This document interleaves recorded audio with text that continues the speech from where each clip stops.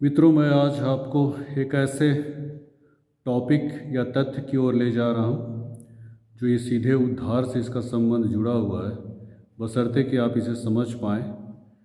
और ये टॉपिक है व्यवस्था बनाम अनुग्रह। आज इस संदर्भ में हम लोग आज के इस समय हम लोग बातचीत करेंगे व्यवस्था बनाम अनुग्रह। यदि आप इसे समझ जाएं तो ये आपके लिए बहुत बड़ी उपलब्धि है, और अगर आप इसे ना समझ पाएँ तो फिर ये आप अपने स्तर से धार्मिकता कमाने का प्रयास कीजिएगा और ये सब कुछ बिल्कुल गलत होगा। इसीलिए इसे समझना बहुत ही बेहद ही आवश्यक है, और इसीलिए हम लोग व्यवस्था और अनुग्रह के बीच जो संबंध है या अंतर है, हम उन सारी बातों को यहाँ पे आज मैं रखने जा रहा हूँ। तो इससे पहले कि हम अनुग्रह की ओर हम बढ़ें, अनुग्रह को हम समझें, अनुग्रह को समझने से पहले हमें व्यवस्था को समझना बहुत ज़रूरी है, क्योंकि जब तक हम व्यवस्था को हम नहीं समझ पाएंगे तब तक हम अनुग्रह को हम कदापि नहीं समझ पाएंगे। तो व्यवस्था जो है ये मूसा के द्वारा दी गई थी, हालांकि अनुग्रह भी यीशु के द्वारा दी गई, दोनों परमेश्वर के द्वारा ही दी गई। लेकिन अंतर यह है कि एक मूसा के द्वारा और एक यीशु के द्वारा आया। ये यूहन्ना 1:17 में है। व्यवस्था मूसा के द्वारा पहुंची और अनुग्रह यीशु मसीह के द्वारा पहुंची। तो ये व्यवस्था और अनुग्रह के बीच के अंतर को हमें समझना बेहद ज़रूरी है, और ये किस रूप में हमारे बीच में इसको रखी गई है, इसको हमें अपने जेहन में रखना बहुत ज़रूरी है। तो इससे इस वक्त हम व्यवस्था पे हम लोग जा रहे हैं। और व्यवस्था को अगर हम समानार्थी शब्द इसके बहुत सारे हैं व्यवस्था के। अब व्यवस्था के और भी कई समानार्थी शब्द हैं, जैसे कि आज्ञा, नियम, कानून, वाचा, एग्रीमेंट, संविधान, विधान, लॉज, रूल्स, कॉन्स्टिट्यूशंस। ये सारे कुछ कर्म भी व्यवस्था में शामिल है। ये सब कुछ व्यवस्था के सिनोनिम्स वर्ड्स हैं, समानार्थी शब्द हैं। तो ये व्यवस्था, जैसे कि हमने कहा कि मूसा के द्वारा ये सब कुछ दी गई है, तो आज कई लोग इस व्यवस्था के सहारे धार्मिकता कमाने का प्रयास करते हैं, धार्मिकता पे चलने का प्रयास करते हैं। लेकिन मित्रों, आज हम इस बात को हम बाइबल से भी हम लोग देखने चाहेंगे कि वास्तव में ये व्यवस्था के द्वारा क्या इंसान धार्मिकता को प्राप्त कर सकता है या फिर उद्धार प्राप्त कर सकता है। यदि कोई ये कहे कि मैं व्यवस्था को सब कुछ को हम मानता हूँ, जानता हूँ, मैं उसका अनुकरण भी करता हूँ, तो दुनिया में ऐसा कोई भी शख्स नहीं है मित्रों जो परमेश्वर की पूरी व्यवस्था को या पूरी आज्ञाओं को वो फॉलो कर सके, अनुकरण कर सके। ऐसा कोई भी शख्स इस पृथ्वी पे नहीं है मित्रों। एक व्यक्ति जो धनी जवान था, उसने भी व्यवस्था फॉलो करने की इस बात को वहाँ पे यीशु मसीह के सामने रखा कि उद्धार पाने के लिए मैं क्या करूँ। ये मरकुस 10:17 से है। वो भी व्यवस्था के आधार पे धार्मिकता कमाने के प्रयास से यीशु मसीह के पास आया, और यीशु मसीह ने उसको देख के उसको झुठलाया नहीं, उसका इनकार नहीं किया, उसको इग्नोर नहीं किया। लेकिन बाइबल ये कहती है, मरकुस 10:17 से आप आगे पढ़िएगा तो वो लिखता है कि यीशु मसीह ने उसकी ओर देख के उसको प्रेम किया, उससे प्रेम किया। लेकिन क्या वह लड़का व्यवस्था के आधार पर धर्मी ठहर सका? जब यीशु मसीह ने पूछा कि क्या तू व्यवस्था को जानता है, तो उसने कहा कि हाँ बिल्कुल, मैं बचपन से इसका फॉलो करते आया, पालन करते आया हूँ। लेकिन यीशु मसीह ने उसी व्यवस्था से, जिस व्यवस्था का दंभ भरते हुए वो प्रभु के पास आया कि इसके सहारे मैं उद्धार पालूंगा, यीशु मसीह ने उसी व्यवस्था से उसको निरुत्तर किया। जब यीशु मसीह ने उसको कहा कि जा अपने सारे माल संपत्ति कंगालों को बेच के मेरे पीछे हो ले, तो वह ऐसा नहीं कर सका। जबकि वही व्यक्ति जो दम भर रहा था, घमंड कर रहा था कि मैं सारी व्यवस्था का फॉलो करता हूँ, सारी व्यवस्था को मानता हूँ, लेकिन उसने 10 आज्ञा में, 10 व्यवस्था में एक आज्ञा को तोड़ रहा था। और वो आज्ञा कौन सी थी? 10वीं आज्ञा मित्रों, 10वीं आज्ञा, तू लालच ना करना। ये लालच उसके जीवन से वो हट नहीं पा रहा था, वो जा नहीं पा रहा था। धन संपदा के प्रति उसकी लालसा थी, और यही वजह थी कि वो 10वीं व्यवस्था का उल्लंघन करने वाला बना। तो कोई ये नहीं कह सकता मित्रों कि मैं सारी व्यवस्था को फॉलो करता हूँ। यदि आप मूसा की 10 आज्ञाओं को देखिएगा, 10 व्यवस्था को देखिएगा, तो वहाँ पे भी पहली आज्ञा है कि तू मुझे छोड़ दूसरों को ईश्वर करके ना मानना। अब हम ये कहते कि नहीं, हम तो किसी और किसी देवी देवता की पूजा नहीं करते हैं, उसकी इबादत नहीं करते हैं, आराधना नहीं करते हैं। लेकिन ईश्वर कहने का मतलब सिर्फ अन्य देवी देवता नहीं मित्रों। यदि आप बाइबल को आप खोलिएगा और देखिएगा और पढ़िएगा, तो हर चीज़ जिसे हम परमेश्वर से ज़्यादा प्रेम करते हैं वो ईश्वर पूजा के बराबर है। हो सकता है वो आपका दौलत हो, आपकी संपत्ति हो, आपकी प्रॉपर्टी हो, कार हो, बंगला हो, परिवार हो, कोई भी हो सकता है। जिस किसी को भी यदि आप माने प्रेम करते हैं परमेश्वर से अधिक, तो वो ईश्वर पूजा के बराबर है मित्रों। तो पहली ही आज्ञा को अगर हम देखें कि तू मुझे छोड़ दूसरों को ईश्वर करके नाम मानना, तो हम तो परमेश्वर से ज़्यादा महत्व किसी और चीज़ को दे रहे हैं। तो ऐसा करना, हम परमेश्वर को उसके दृष्टि में हम गौण करते हैं, उसको हम नीचा करते हैं, छोटा बनाते हैं। कोई भी चीज़ हमारे जीवन में सबसे बड़ी चीज़ जो होती है, बड़ी बात होती है, वो सिर्फ परमेश्वर है। यदि हम किसी और चीज़ को तवज्जो दे रहे हैं, इम्पोर्टेंस दे रहे हैं, तो इसका मतलब हम ईश्वर पूजा कर रहे हैं। तो फिर ये कहना कि हम सारी व्यवस्था को फॉलो करते हैं, ये तो पहली आज्ञा है जिसको हम लोग तोड़ रहे हैं। यीशु मसीह ने भी पूरी 10 आज्ञा को 2 आज्ञाओं में समेट दिया। नए नियम में आप देखिएगा तो तू अपने सारे मन, सारे प्राण, सारी बुद्धि, सारी शक्ति से प्रेम करना, यह पहली आज्ञा है। दूसरी है अपने पड़ोसी को अपने समान प्रेम करना। अगर हम यीशु मसीह की इस 2 आज्ञा को देखें तो 10 आज्ञाओं का यह सारांश है मित्रों। 1 से 4 आज्ञा ये मनुष्य का संबंध परमेश्वर से कैसा होना चाहिए, इसको परमेश्वर यीशु मसीह ने बताया। और 5वीं से 10वीं आज्ञा तक मनुष्य का संबंध मनुष्य से कैसा होना चाहिए, इसको प्रभु यीशु मसीह ने बताया।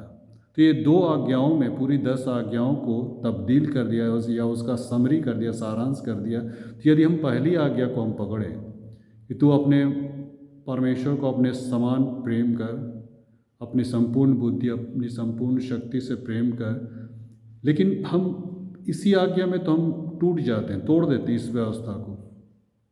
क्योंकि हमारा आधा मन, आधा दिल, आधा दिमाग, आधी शक्ति, आधी सामर्थ्य तो सब कुछ प्रॉपर्टी पे होती है, कार पे होती है, बैंक बैलेंस पे होती है, बंगला पे होती है।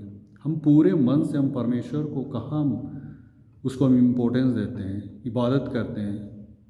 अभी हमने क्या सुना, तू अपने परमेश्वर को संपूर्ण मन, लेकिन संपूर्ण कहाँ होता है? आधा मन। आधा मन तो हमारा कहीं और है, आधा मन तो हम परिवार में, आधा मन तो प्रॉपर्टी, बैंक बैलेंस में। तो ये पहली ही आज्ञा को हम तोड़ दे रहे हैं, तो बाकी की कितनी आज्ञाएं मित्रों? बाइबल में इतनी 3000 से भी अधिक आज्ञाएं हैं, बल्कि उससे अधिक है। इतनी आज्ञाओं को फॉलो करना इंसान के वश की बात नहीं। जैसे कि मैंने कहा ना, एक धनी जवान भी फॉलो करने की कोशिश किया और उसके आधार पर उद्धार प्राप्त करने की जो पेशकश प्रभु यीशु मसीह के सामने की, वो तो गलत ही ठहर गया। तो ये कहना कि हम व्यवस्था के द्वारा हम उद्धार पा जाएंगे, ऐसा बात नहीं है। इंसान कदम कदम पे व्यवस्था तोड़ता है, कदम कदम पे आज्ञा और नियम का उल्लंघन करता है मित्रों। और इसी उल्लंघन के चलते हम कभी भी हम परमेश्वर के सन्मुख हम पर पहुंच नहीं पाते हैं। अरे जो परमेश्वर की समानता स्वरूप में जो बनाया गया था आदम, जब उसने परमेश्वर की आज्ञा को नहीं मान सका, उसको ठुकरा दिया, तो फिर हमारी और आपकी क्या हैसियत है मित्रों? जब आदम जो उसकी समानता स्वरूप में सिरजा गया था, उसने जब परमेश्वर की पहली आज्ञा अदन की वाटिका में जो तोड़ी, जब वो सक्सेस नहीं हो पाया, तो हम इंसान किस बात का हम दम्भ भरते हैं कि हम व्यवस्था के द्वारा हम धर्मी ठहर जाएंगे। अरे सामाजिक स्तर पे भी आप देखिए, कितने जगह लिखा रहता है कि धूम्रपान निषेध, लेकिन इंसान फिर भी धूम्रपान करता है। सिगरेट के पैकेट में भी लिखता है injurious to health, cigarette is injurious to health, फिर भी इंसान सिगरेट पीता है। वो व्यवस्था को तोड़ता है। बहुत जगह ऐसा लिखता है कि गति सीमा 40 किलोमीटर, लेकिन इंसान फिर भी 80 किलोमीटर के हिसाब से गाड़ी चलाता है। आगे स्कूल है, हॉर्न ना बजाए, लेकिन इंसान वहीं पे हॉर्न बजाएगा। फूल तोड़ना मना है, कई बागानों में आप देखिएगा फूल तोड़ना मना है का बोर्ड लगा रहता है, लेकिन इंसान फिर भी फूल तोड़ता है। माँ अपने बच्चे को कहती है कि बेटे पानी मत खेलो, धूप में मत खोलो। लेकिन बच्चा वही करता है जिसकी वो निषेधाज्ञा दी गई है, जिसको नहीं कहा गया है, जिसको करने से मना किया गया है, लेकिन बच्चा वही करता है जो उसको करने से मना किया गया है। तो ये आज्ञा तो हम लोग कदम कदम पे तोड़ते हैं मित्रों। दीवालों में लिखा रहता है कि यहाँ पेशाब करना मना है, लेकिन इंसान फिर भी वहीं। तो ये हम आज्ञा को तोड़ने वाले जो हम बन गए हैं, और ये आदम हवा की विरासत से हम लोग को मिली मित्रों। तो हम किस बात का हम दंभ भरते हैं या घमंड करते हैं कि हम व्यवस्था के द्वारा, आज भी कई लोग व्यवस्था के आधार पर धर्मी ठहरने का प्रयास कर रहे हैं। कई प्रचारक ऐसा प्रचार कर देते हैं, खूब बाइबल पढ़ो, प्रार्थना करो, गिरजा जाओ, दान दो, उपवास करो, बहुत सारी गतिविधियां करो, धर्म कर्म करो, तो तुम उद्धार पा जाओगे। मित्रों, ये ऐसा नहीं हो सकता है मित्रों। ये सारी कुछ जो मैंने अभी कहा, बाइबल पढ़ना, प्रार्थना करना, गिरजा जाना, दान देना, उपवास करना, ये सब व्यवस्था ही है। ये सब एक आज्ञा है। और हम सोचेंगे कि हम इन आज्ञाओं को पालन करके हम परमेश्वर की धार्मिकता कमा लेंगे या उद्धार प्राप्त कर लेंगे। तो प्रश्न ये उठता है मित्रों कि तब फिर क्यों यीशु मसीह को कलवरी क्रूस पर जाने की ज़रूरत थी। व्यवस्था 2:21 में लिखता है, गलाती 2 अध्याय के 21 पद को आप देखिएगा, वहाँ पे लिखा है, यदि मनुष्य व्यवस्था के द्वारा धर्मी ठहर सकता तो यीशु मसीह को त्राणदायी मृत्यु सहने की कोई आवश्यकता नहीं थी। हम काफ़ी थे मित्रों। तो मेरे कहने का ये मतलब ना निकालें कि आप बाइबल ना पढ़ें, प्रार्थना ना करें, गिरजा ना जाएं, दान ना दें, उपवास ना करें। लेकिन व्यवस्था, ये जो व्यवस्था जो है, ये सब कुछ व्यवस्था के श्रेणी में आता है। व्यवस्था का ये सब बिंदुएं हैं जिसको हम लोग करने का प्रयास करके हम परमेश्वर की धार्मिकता कमाने का प्रयास करते हैं। नहीं मित्रों, इंसान कभी भी अपने प्रयासों से, अपने धर्म कर्म से, अपनी एलिजिबिलिटी पे, अपने सारे मेरिट्स के आधार पे, अपने संघर्ष, अपने परिश्रम, अपनी ताकत, अपनी सामर्थ्य के आधार पे कभी भी उद्धार प्राप्त नहीं कर सकता है, क्योंकि उद्धार परमेश्वर की ओर से दी गई है मित्रों। इसमें इंसान का लेश मात्र भी योगदान नहीं है मित्रों। इंसान का लेश मात्र भी ये उद्धार अपने स्तर से कमाया गया ये उद्धार नहीं है मित्रों, ये परमेश्वर की ओर से दी गई। तो हम ये कहें कि हम व्यवस्था के द्वारा हम धर्मी ठहर जाएं, ऐसा बाइबल नहीं सिखाती मित्रों। हमें इसे समझना है मित्रों, उद्धार हमें कहाँ से मिलेगा। तो आपके अंदर ये सवाल भी उठना लाजमी है कि जब व्यवस्था के द्वारा उद्धार नहीं है तो फिर व्यवस्था दी क्यों गई। सही बात है, जब व्यवस्था के द्वारा उद्धार नहीं है तो व्यवस्था दी ही क्यों गई, ये सवाल आपके मन में अभी उठ रहा होगा। तो मित्रों, मैं यहाँ पे कुछ बातों को मैं करना चाहूँगा कि व्यवस्था क्यों दी गई। इंसान कैसे सृजा गया, इस पूरे पृथ्वी की रचना कैसे हुई, सृष्टि की रचना कैसे हुई, कैसे इंसान इस पृथ्वी पे आया, कैसे वो पाप में पड़ा, ये सारी बातें आपको कहाँ से मिलती है? व्यवस्था से मिलती है। अगर मूसा ने अपनी व्यवस्था में, अगर उत्पत्ति की पुस्तक में अगर ना लिखा होता तो हम ये नहीं जान पाते कि संसार की सृष्टि कैसे हुई, कैसे मनुष्य बना, कैसे पाप में वो गिरा। ये सारी बातें हम लोग को व्यवस्था के द्वारा हम लोग को मिलती, इसलिए व्यवस्था दी गई। दूसरी बात है कि हम कैसे जानते हैं कि परमेश्वर पवित्र है, प्रेमी है, न्यायी है, दयालु है, धर्मी है, महासामर्थी है। ये सब कुछ हम लोगों ने जाना व्यवस्था के आधार पर। व्यवस्था नहीं दी जाती तो हम ये नहीं जान पाते आज तक कि परमेश्वर कितना कृपालु है, दयालु है, प्रेमी है, कितना सामर्थी है, कितना न्यायी है। ये सारी बातें हम लोग व्यवस्था से ही सीखते हैं मित्र, सीखे हैं कि परमेश्वर इस रूप में, वरना हम परमेश्वर की पवित्रता और धार्मिकता को कभी समझ नहीं पाते। ये व्यवस्था दिए जाने का कारण था। और क्या कारण था व्यवस्था दिए जाने का? आप कैसे जानते हैं कि चोरी करना पाप है, व्यभिचार करना पाप है, माता पिता का आदर ना करना पाप है, चोरी करना पाप है? ये सब कैसे जानते हैं? इसलिए जानते हैं क्योंकि व्यवस्था में लिखा है। यदि व्यवस्था में ये नहीं लिखा होता तो हम कभी नहीं समझ पाते कि ये सब भी पाप की श्रेणी में आता है। रोमियो 7:7 को आप पढ़िएगा ना, वहाँ पे पौलुस कहता है, मैं लालच को जानता भी नहीं था, लेकिन चूंकि व्यवस्था में लिखा है कि तू लालच ना करना, इसलिए मैं इस बात को मैं जानता हूँ कि लालच भी कोई पाप है। पौलुस कह रहा है मित्र, तो लालच भी पाप है। इस बात की उसके अंदर में जो आई, इस बात की निश्चयता या इस बात को जो जाना, ये कैसे जाना? व्यवस्था के आधार पे। अगर वो बाइबल को हमारे पास अगर नहीं होती, व्यवस्था नहीं होती, पुराना नियम नया नियम नहीं होता, ये आज्ञाएं नहीं होती, तो हम लोग कभी जान भी नहीं पाते। लेकिन ये व्यवस्था के द्वारा ही ये सारी बातों को हम लोग जान पाते हैं मित्रों। चौथी बात क्या है? व्यवस्था हमें यीशु मसीह तक पहुँचने में एक शिक्षक की भूमिका निभा रही थी। व्यवस्था गलाती 3:24 में है, इसको आप पढ़ सकते हैं। गलाती 3:24 में व्यवस्था इंसान को यीशु मसीह तक पहुंचाने में एक मार्गदर्शक के रूप में, एक गाइड के रूप में, एक शिक्षक के रूप में वो भूमिका निभा रही थी मित्रों। और जब यीशु मसीह आया तो व्यवस्था ख़त्म हो गया, मतलब व्यवस्था ख़त्म हो गया। लूका 16:16 में लिखता कि व्यवस्था यूहन्ना बपतिस्मा दाता तक ही था व्यवस्था, उसके बाद वो ख़त्म हो जाता है। ये व्यवस्था इसलिए दी गई मित्रों, व्यवस्था इसलिए भी दी गई कि इंसान इस बात को जाने कि हाँ वो पापी है।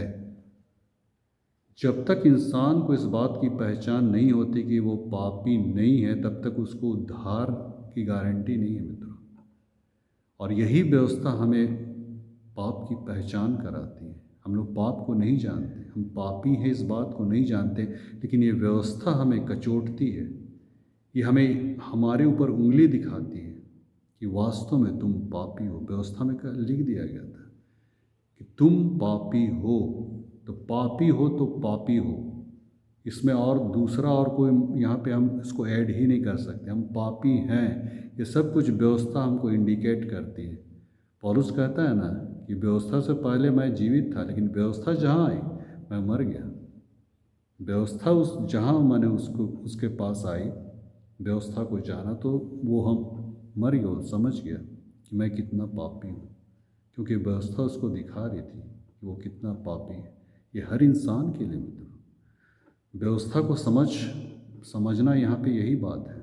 व्यवस्था आपको उद्धार नहीं दे सकती, ये सिर्फ पाप की पहचान कराती है कि हाँ ये पाप है मित्रों। व्यवस्था आपको अच्छे बुरे की पहचान करा देगी, अवश्य अच्छे बुरे की पहचान करा देगी, लेकिन अच्छाई को अपनाने और बुराई को त्यागने में ये कोई सहायता नहीं कर सकती मित्रों। व्यवस्था ये सिर्फ आपको भले बुरे का ज्ञान आपको दे सकती है। अच्छा क्या है, बुरा क्या है, ये सारी बातों को आपको बता सकती है, लेकिन अच्छाई को अपनाने और बुराई को त्यागने में इसकी कोई भूमिका नहीं मित्रों।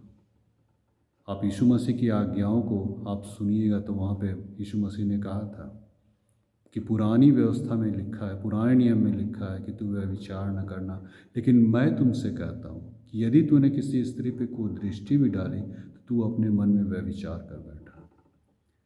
तो यहाँ जो प्रभु यीशु मसीह ने कहा कि तू अपने मन में भी अगर ये ऐसी भावना रखी, तो मन में जो पाप उपज रहा है, मन में जो आ रहा है मित्रों, यहाँ पे व्यवस्था अक्षम सिद्ध हो रही है।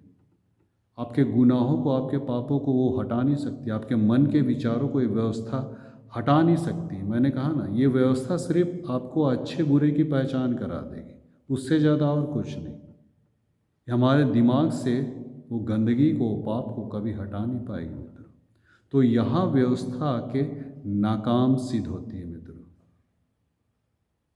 लेकिन बहुत सारे लोग, जितने शास्त्री, फरीसी, सदूकी, महायाजक थे, वे लोग व्यवस्था को ही उद्धार का मुद्दा बना दिए थे, उद्धार का मुद्दा बना दिए थे। इसी पैटर्न पे सोच रहे थे कि हम इसी पैटर्न पे मूसा की व्यवस्था को अगर हम फॉलो कर दें, अनुकरण कर दें, तो हम उद्धार पा जाएंगे। इसीलिए उसको यीशु मसीह की कोई आवश्यकता महसूस नहीं हो रही थी मित्रों। व्यवस्था को ही उसने अपने उद्धार का पैमाना या मापदंड बना लिया था। लेकिन जैसा कि मैंने कहा ना, अगर आप ये सोचते हैं कि व्यवस्था के द्वारा आप धर्मी ठहर सकते हैं, तो मैं आपको और विश्व में कोई भी ऐसा व्यक्ति को आप ला के खड़ा कर दीजिए मेरे सामने, जो ये कह दे कि मैं सारी व्यवस्था को फॉलो करता हूँ, पूरी बाइबल की आज्ञाओं को मैं मानता हूँ, तो मैं प्रचार करना छोड़ दूँगा। लेकिन ये संभव नहीं मित्रों। व्यवस्था के द्वारा कोई धर्मी नहीं ठहर सकता। पौलुस ने अपने पत्रियों में 14 पत्रियों में 20 जगह लिख चुका है कि व्यवस्था के द्वारा कोई धर्मी नहीं ठहर सकता। आज बहुत सारे लोग सोचते हैं कि बपतिस्मा ले लो तो हम धर्मी ठहर जाएंगे।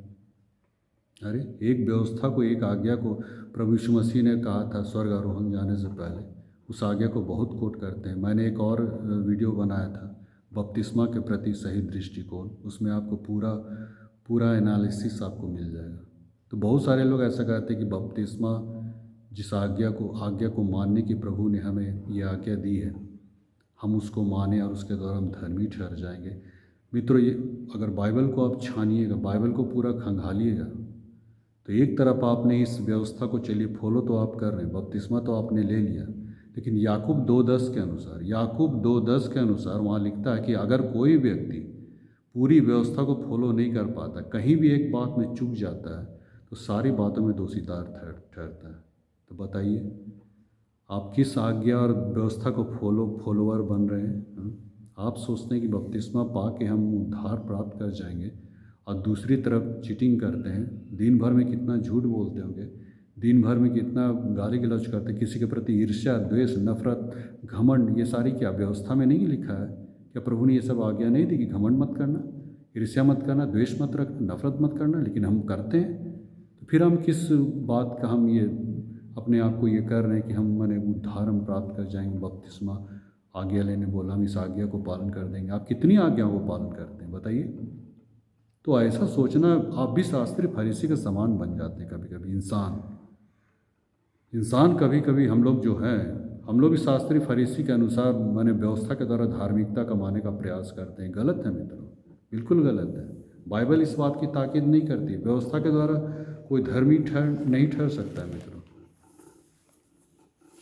तो जैसा कि मैंने कहा कि व्यवस्था इसलिए दी गई ताकि हम परमेश्वर के न्याय प्रेमी उसके दयालु होने की, उसकी पवित्रता को हम लोग समझ पाएँ, जान पाएँ।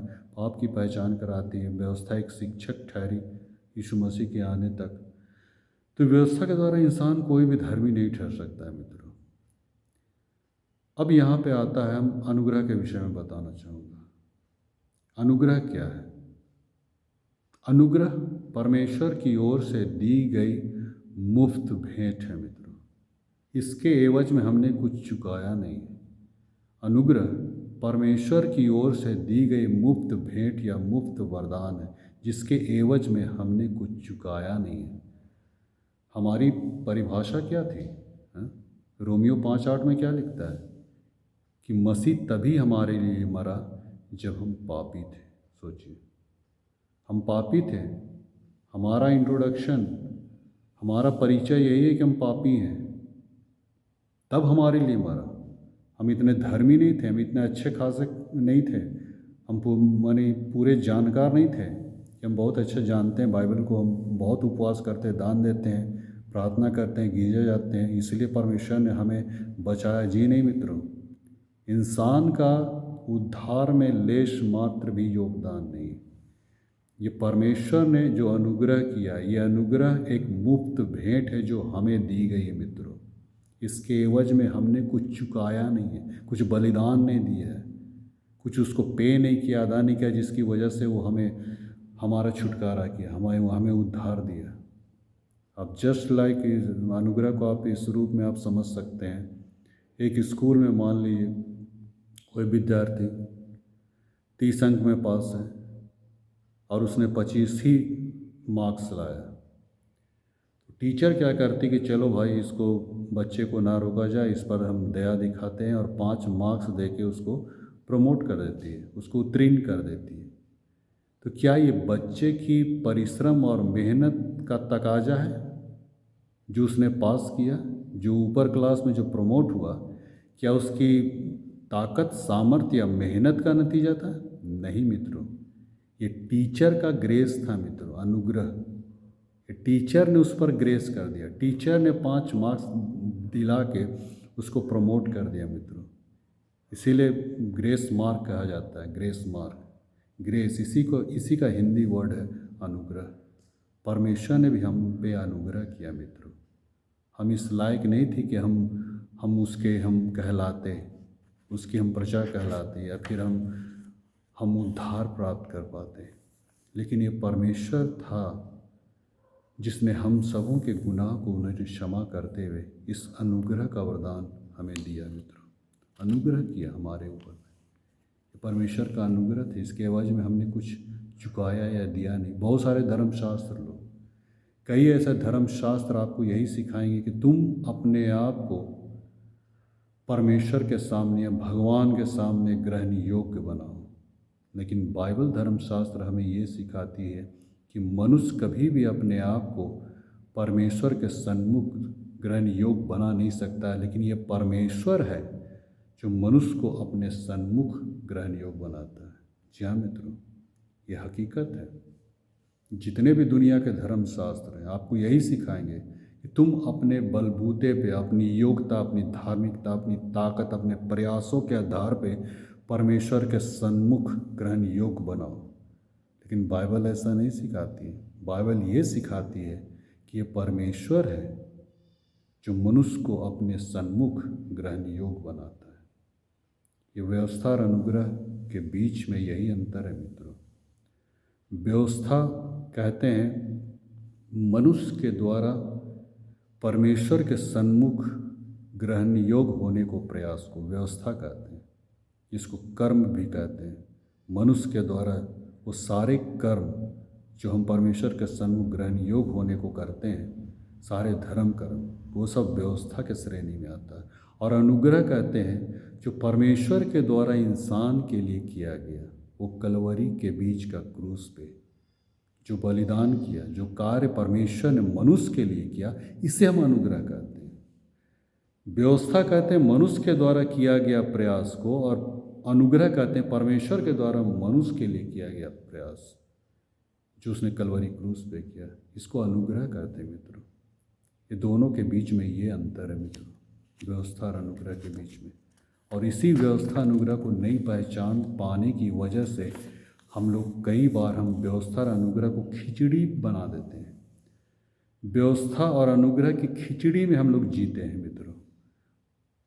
एक तरफ हम परमेश्वर के अनुग्रह या उसके बलिदान पर भी हम भरोसा करते हैं, और दूसरी तरफ हम अपनी व्यवस्था के आधार पर, अपनी ताकत, अपने प्रयास, अपने कर्म, अपने धर्म के आधार पे हम उद्धार पाने का प्रयास करते हैं। ये दोनों एक साथ नहीं चल सकते मित्रों। अब हम लोग व्यवस्था के काल में नहीं हैं। आप रोमियो 6 अध्याय के 14 पद को आप पढ़िएगा। हम व्यवस्था के काल में नहीं हैं, लेकिन अनुग्रह के काल में हैं मित्रों। हम व्यवस्था के काल में नहीं, लेकिन अनुग्रह के काल में। यीशु मसीह ने इस अनुग्रह को लाया। मैंने कहा ना शुरू में, यूहन्ना 1 अध्याय के 17 पद में, व्यवस्था मूसा के द्वारा दी गई और अनुग्रह प्रभु यीशु मसीह के द्वारा दी गई। इस वक्त हम लोग अनुग्रह के काल में चल रहे हैं मित्रों। और अनुग्रह हमारे ऊपर जो हुआ है, प्रभु यही चाहता है कि हम किसी भी अपने ताकत या अपने बलबूते, अपने कर्म, अपने धर्म, अपने प्रयासों के आधार पे धार्मिकता कमाने का प्रयत्न न करें।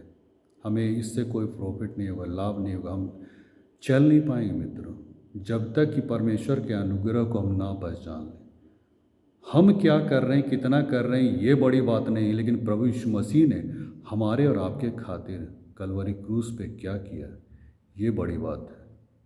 और यदि इसको आप समझते हैं मित्रों, तो वही क्रूस का छाप आपके जीवन में पड़ेगा। उसकी आत्मा की छाप, उसके लहू की छाप आपके अंदर पड़ेगी, और वास्तव में आप अनुग्रह के तहत आप जीवन को बसर कर सकते हैं। अपनी मसीहत को, अपनी मसीह ज़िंदगी को आगे आप ले चल सकते हैं उस बात के तहत जिसके तहत प्रभु यीशु मसीह ने हमारे और आपके लिए कलवरी क्रूस पे ले गया। उसके तहत, उस व्यवस्था के तहत नहीं जिसके आधार पे हम धर्मी होने का प्रयास कर रहे हैं। यदि आप फिलिपी की पत्री को आप पढ़िएगा ना, पौलुस वहाँ पे क्या लिखता है 3 अध्याय के 9 पद में।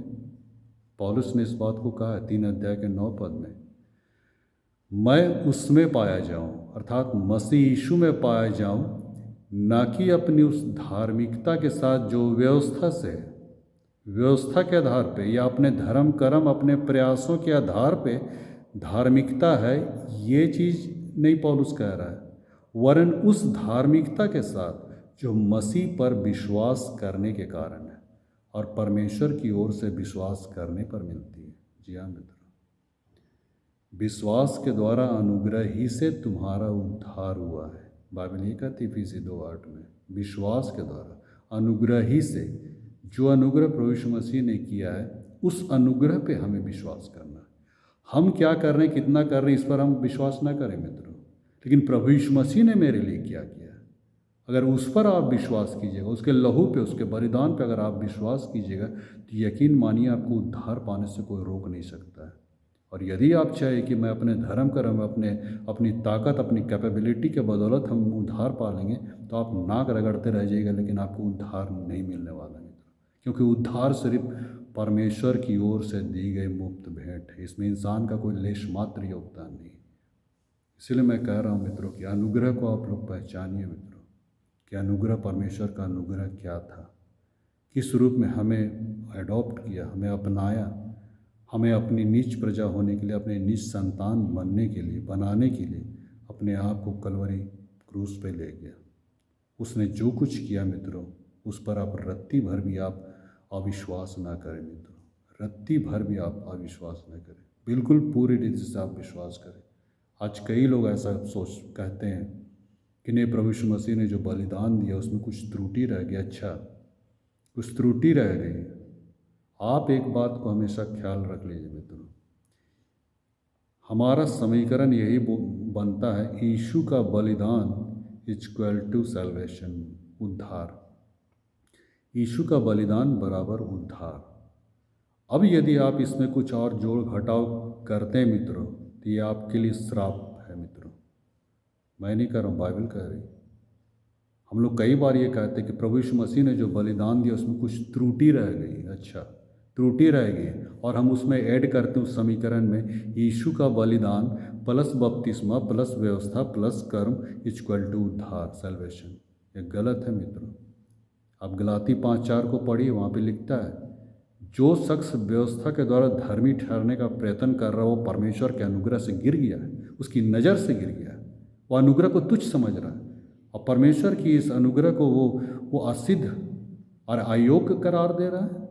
जब परमेश्वर ने यीशु के बलिदान को इब्रानी की पत्री में सिद्ध ठहराया, तो हम कौन होते हैं कि प्रभु यीशु मसीह के बलिदान को असिद्ध ठहराने वाले, अयोग्य ठहराने वाले, कि प्रभु यीशु मसीह तूने जो बलिदान दिया है वो सब सफिशिएंट नहीं, उसमें कुछ और ऐड करते हैं, कुछ और जोड़ते हैं, और बपतिस्मा, कर्म, व्यवस्था, ये सारी बातें को हम जोड़ते हैं। ये सब क्यों करते हैं मित्रों?